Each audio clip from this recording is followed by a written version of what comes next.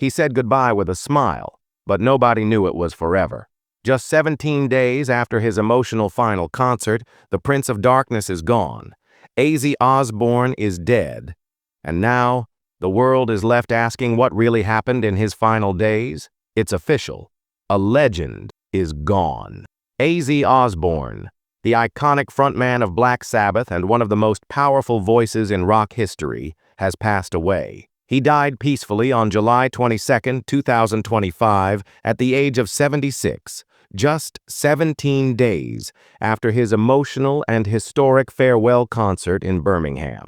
His family released a heartbreaking statement saying, "It is with more sadness than words can express that we share the passing of our beloved Azie. He was surrounded by family and love." His last public appearance was on July 5th at Villa Park, Birmingham, the city where his journey began. The concert, named Back to the Beginning, reunited the original Black Sabbath lineup Azie, Tony Iommi, Geezer Butler, and Bill Ward. It wasn't just a show. It was a final gift. More than 45,000 fans filled the stadium.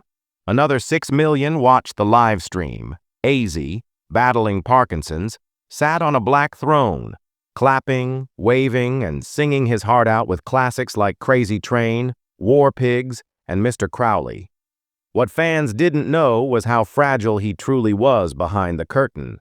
Health decline and determination. Azie had been living with Parkinson's disease since 2019.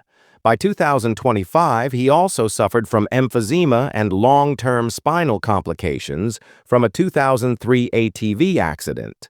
Doctors were checking his vitals up to 15 times a day. He wore an oxygen monitor 24/7.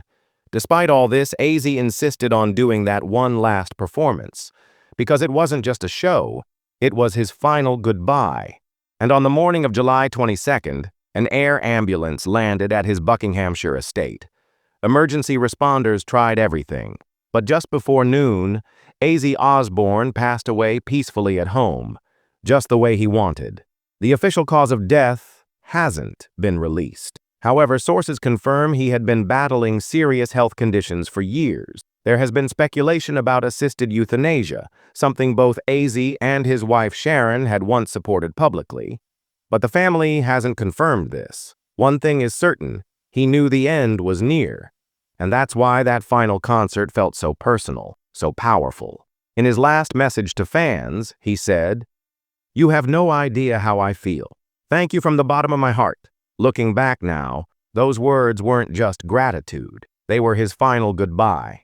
As of now, no public funeral has taken place, but Azie's personal wishes were clear. He didn't want a sad event. In a 2011 interview, he said, "No harping on the bad times. I want it to be a celebration. I want people to say thanks, not why."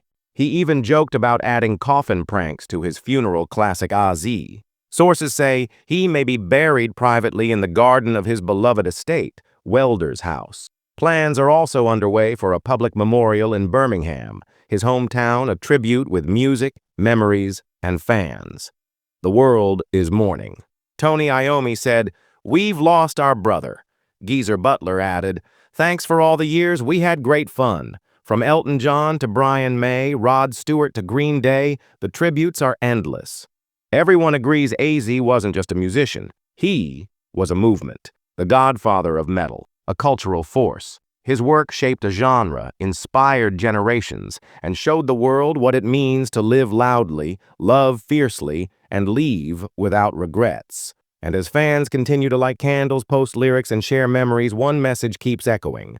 Azie Osborne wasn't just a rock star. He was real, he was loved, and he knew it. Rest in peace, Azie Osborne. You were the Prince of Darkness, but more than that, you were a light for millions.